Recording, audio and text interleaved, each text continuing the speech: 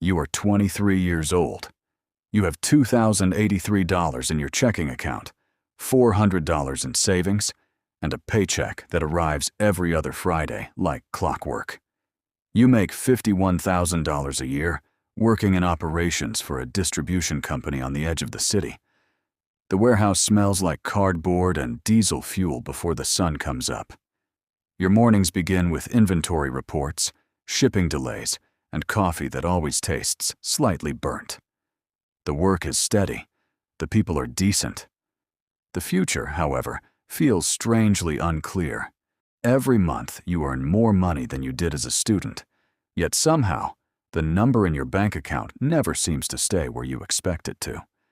It rises for a few days, then quietly disappears into rent, groceries, insurance, dinners out, subscriptions you barely remember signing up for, and purchases that felt small enough to ignore.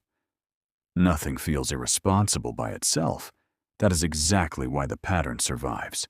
On Friday evenings, your coworkers always end up at the same restaurant downtown. Someone orders appetizers before anyone asks. Another upgrades to the premium cocktail because it's only $4 more. Someone jokes that saving money is impossible in 2026 anyway, and everyone laughs because the joke feels true. Across the table sits a coworker your age wearing a designer watch purchased on monthly payments. Another has just signed paperwork for a brand new pickup truck with an 8-year loan. Nobody talks about interest rates. They talk about horsepower, leather seats, and wireless charging. The conversation sounds like success. It feels like adulthood. You drive home that night wondering why your own life suddenly feels smaller than it did that morning. The next Tuesday, you arrive early for work. The parking lot is almost empty except for a faded silver Camry parked near the loading dock. It belongs to your department manager, Richard. He has worked at the company for 23 years. He wears the same blue quarter-zip sweater almost every week, brings lunch from home in the same plastic container, and never seems interested in impressing anyone. Most people assume he simply isn't ambitious. Then one afternoon you accidentally walk into his office while he is reviewing retirement paperwork. He closes the folder almost immediately, but not before your eyes catch one number printed near the bottom of the page. His retirement balance is just over $1.6 million. You apologize and begin walking away, embarrassed that you saw something you weren't meant to see. Richard smiles, shrugs, and says something that stays with you far longer than the number itself. "The most expensive thing I ever bought," he says, "was the need for strangers to think I was successful." He laughs quietly before adding, "Luckily, I stopped making payments on it while I was still young." The sentence follows you home. It follows you through the weekend. It follows you while standing in line for coffee, while scrolling through social media, while walking past storefront windows filled with things you suddenly realize nobody actually needs. For the first time, you begin noticing something that had always been hiding in plain sight. The people who constantly look wealthy rarely seem financially relaxed. The people who actually appear calm around money rarely look wealthy at all. One drives a 12-year-old Honda. Another wears shoes that have clearly been repaired instead of replaced. A client worth several $1,000,000 still carries a notebook held together with tape. None of them appear interested in proving anything. Their confidence seems strangely disconnected from what anyone else thinks about them. The internet teaches the exact opposite. Every video tells you success should be visible. Every advertisement quietly suggests that your lifestyle should grow the moment your income does. New apartment, better neighborhood, luxury gym, premium coffee, new phone every September, vacation financed because memories are priceless. Nobody uploads automatic investment transfers. Nobody films themselves refusing to buy something they can technically afford. Nobody goes viral because they kept driving the same reliable car for another 5 years. Quiet decisions receive almost no attention. They receive something far more valuable instead: time. You decide to perform an experiment that nobody around you will notice. For the next 90 days, You stop buying anything whose primary purpose is making someone else think differently about you. You don't announce it. You simply begin. No clothing because it's trending. No impulse Amazon purchases after midnight. No expensive dinners simply because everyone else is going. No upgrades for things that already work. During the first week, your thumb automatically opens shopping apps before you even realize what you're doing. The habit existed long before the desire. That realization unsettles you more than any purchase ever has. You delete the apps. Not forever. Just long enough to discover whether the urge belongs to you or to the algorithm that has been feeding it for years. By the second month, something unexpected begins happening. Your weekends feel longer. Your attention feels quieter. You cook more often. You read again. You take evening walks without headphones. You call your parents on Sunday afternoons instead of spending 3 hours comparing products you weren't planning to buy anyway. None of these choices increase your income. Every one of them increases your margin. At the end of the third month, your checking account holds $5,700. Not because you earned more, because you stopped leaking money through decisions that lasted only a few minutes, but repeated every single week. You move $3,000 into a brokerage account, invested entirely in a low-cost total market index fund. Then you make a rule that feels almost uncomfortable the day you write it down. That money is no longer available for spending. Not if the market falls. Not if you suddenly want something expensive. Not because a friend buys something nicer. You stop thinking of those dollars as money. They become employees. Their only job is to keep working long after you stop watching them.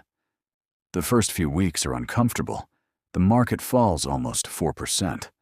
Your account balance shrinks by a number that would have bothered you only a few months earlier.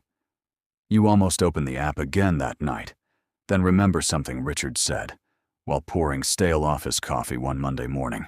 If you're checking investments every day, he told you, you're treating ownership like entertainment. You close the app without looking. The following month, you buy more. Not because prices are exciting, but because your automatic transfer doesn't know whether the market is optimistic or terrified. It simply arrives every payday and keeps the promise you already made when your emotions were quiet. Around the same time, your salary increases to $55,000 after your annual review. Your coworkers celebrate in familiar ways. One upgrades apartments because the extra income finally makes the nicer neighborhood feel possible. Another trades in a perfectly reliable car for a newer model with a payment almost equal to his grocery budget. Someone buys a 70-inch television because it was discounted 30%. Nobody asks the only question that matters. Compared to what? A discount is still an expense if you never needed the thing in the first place. You make a different decision. Your automatic investment transfer increases from $300 a month to $550 before your first larger paycheck ever reaches your checking account. By the time you notice the raise, your future has already claimed most of it. The strange thing about discipline is that it becomes easier once it stops feeling like discipline. 6 months earlier, saying no felt like sacrifice. Now it simply feels normal. You no longer compare yourself to people whose financial lives you cannot actually see. You begin comparing yourself only to the person who looked at his bank account every Friday, wondering where everything had gone. That version of you still exists, but he feels increasingly distant, like someone you knew rather than someone you are. Your investments quietly cross $18,000. Nobody congratulates you because nobody knows. The silence is oddly satisfying. You are building something that does not require applause to continue growing. One afternoon, a new employee joins your department. His name is Daniel. He is 24, energetic, friendly, and convinced that life becomes easier the moment your income crosses $60,000. During lunch, He explains his 5-year plan. New luxury apartment by 25. Luxury SUV by 26. Vacation in Europe every summer after that. You've got to enjoy life while you're young, he says. You nod because the sentence sounds reasonable. It always does. Then he mentions that almost every one of those plans depends on financing. Monthly payments become the bridge between today's identity and tomorrow's income. He isn't buying assets. He's borrowing confidence from a future version of himself who hasn't agreed to the arrangement yet. A few weeks later, an unexpected expense arrives. Your car needs repairs. The estimate is $1,240.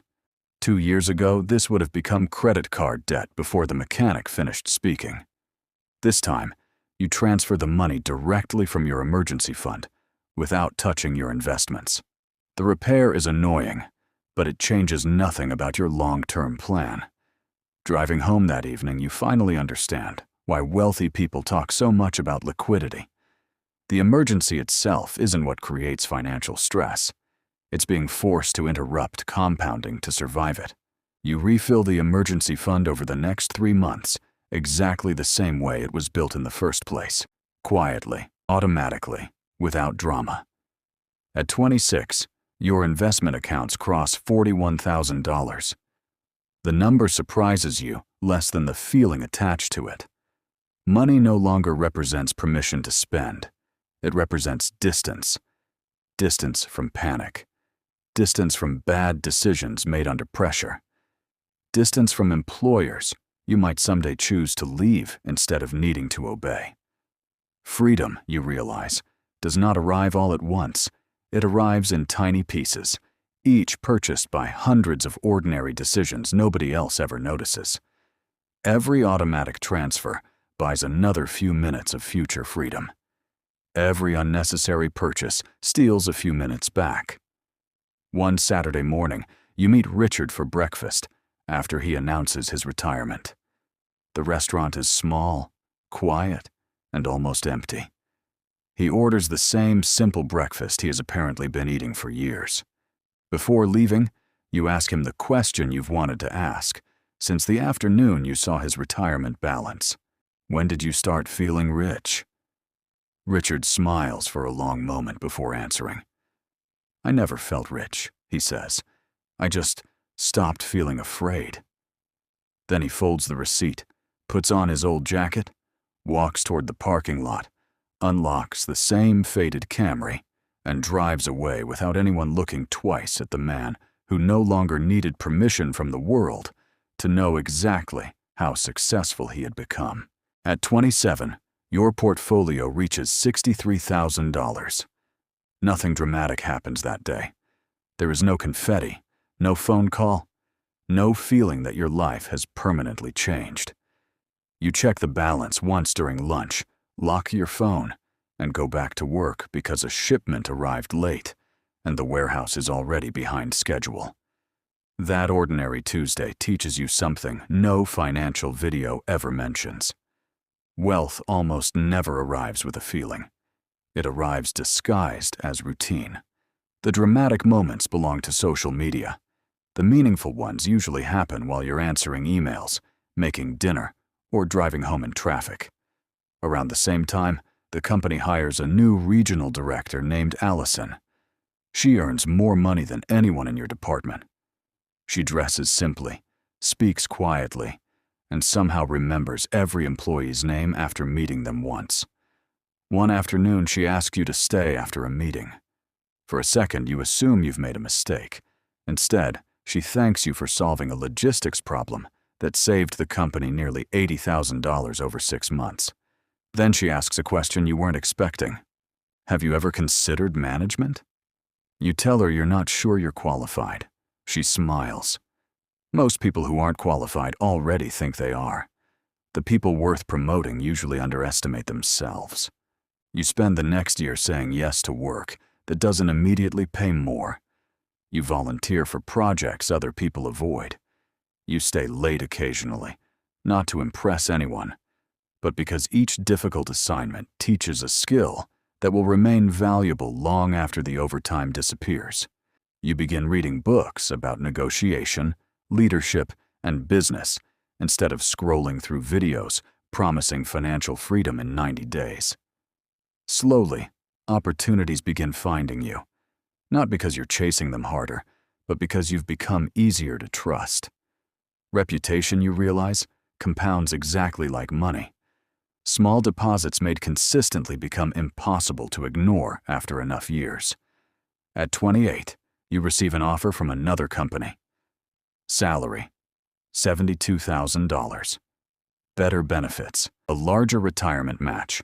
During the interview, nobody asks what car you drive or what neighborhood you live in. They ask about problems you've solved, teams you've helped, mistakes you've learned from. Everything you quietly invested in yourself over the previous 5 years suddenly produces a return that no stock market could have delivered. You accept the offer. Before your first paycheck arrives, you increase your retirement contribution again. Lifestyle waits. Investing doesn't. Your portfolio crosses $96,000 before your 29th birthday. For the first time, market growth contributes almost as much as your monthly deposits. One afternoon, you notice your investments increased by nearly $1,400 in a single month. You didn't work extra hours for it. You didn't negotiate it. You didn't even think about it. Your money simply continued doing what you hired it to do years earlier. That realization changes your relationship with work forever. Your paycheck is no longer your only employee. Meanwhile, Daniel's life has taken a different direction. The luxury apartment became more expensive after rent increased. The SUV payment stayed exactly the same. Credit card balances quietly accumulated between vacations and weekend spending. One evening, he asks if you want to join him for dinner after work. During the conversation, he admits something almost nobody says out loud. "I make more money than I ever imagined," he says, staring into his coffee. "But somehow, I feel poorer every year." You don't judge him because you understand exactly how someone arrives there. Financial problems rarely appear overnight. They usually arrive disguised as rewards. At 30, your total investments exceed $128,000. You still drive the same reliable car. You still live below what the bank says you can afford. Friends occasionally tease you about it. Some assume you're overly cautious. Others assume you're simply not interested in nice things. Neither explanation is true. You've simply learned the difference between looking successful and becoming successful. One lasts for an afternoon. The other lasts for decades. One Sunday evening, you sit on your apartment balcony with a notebook you've been filling for years. On the first page is a number written in small handwriting, $2,083. Your checking account balance at 23. You flip through the pages. Promotions, investment milestones, expenses avoided, lessons learned, mistakes corrected before they became habits. Looking back, none of the individual decisions seem remarkable. That's precisely the point. Wealth was never created by one extraordinary choice. It was built by thousands of ordinary ones that nobody applauded while you were making them. Then you write one final sentence across the next empty page. Looking rich buys attention. Becoming rich buys time. You close the notebook. Outside, the city still glows with advertisements promising faster success, bigger lifestyles, and instant upgrades. Tomorrow morning, millions of people will wake up believing wealth begins with a higher income. A smaller number will quietly redirect part of their paycheck before breakfast, before temptation, before the weekend has a chance to spend it for them. 10 years from now, they may earn similar salaries. They may even live in the same neighborhoods. But one of them will own choices, while the other will still owe payments. From the outside, the difference will be almost invisible. From the inside, it will feel like two completely different lives.